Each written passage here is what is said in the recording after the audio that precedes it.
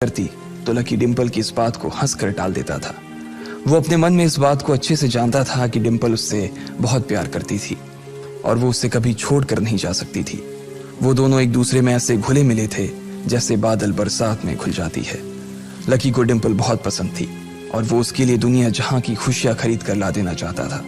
वो चाहता था कि एक दिन वो डिम्पल को प्लेन में बैठाए, लेकिन उसके ये सब ख्वाब इस कम तनख्वाह की नौकरी की वजह से कभी पूरे नहीं होने वाले थे। पर आज उसके पास एक मौका था। वो डिम्पल को अपने साथ इस बारिश में राजपथ घुमाना चाहता था। वो उसे दिल्ली दिखाना चाहता था। चमनलाल को देने के लिए उसने पहले से ही बहाना सोच रखा था। बस जल्दी से वो ये डिलीवरी देकर सीधे डिम्पल के पास ही जाने वाला था। उसने होटल ब्लूमिंग नाइट के बाहर मोटर बाइक पार्क की और सीधे होटल के अंदर चला गया।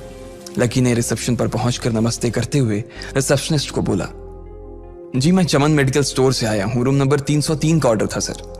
रिसेप्शन पर खड़ा आदमी उसके हाथ में काली थैली को देखकर समझ गया था कि उसमें क्या था और वो मंद ही मंद मुस्कुराते हुए बोला, 3rd फ्लोर पर है, लिफ्ट से चले जाओ, रेनकोट यहीं उतार देना।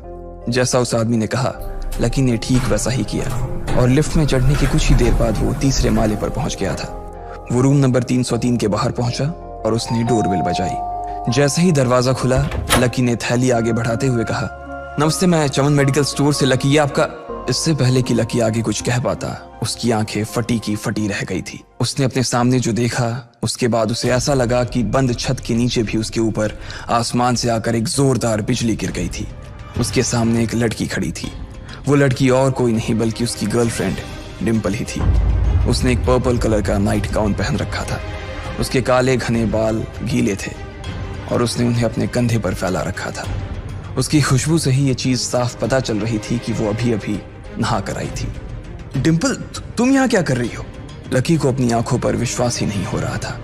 उसने 2 बार अपनी पलकें झपका कर देखा, लेकिन दोनों बार ही उसे अपने सामने डिम्पल ही नजर आई। तुम यहाँ क्या मेरा पीछा कर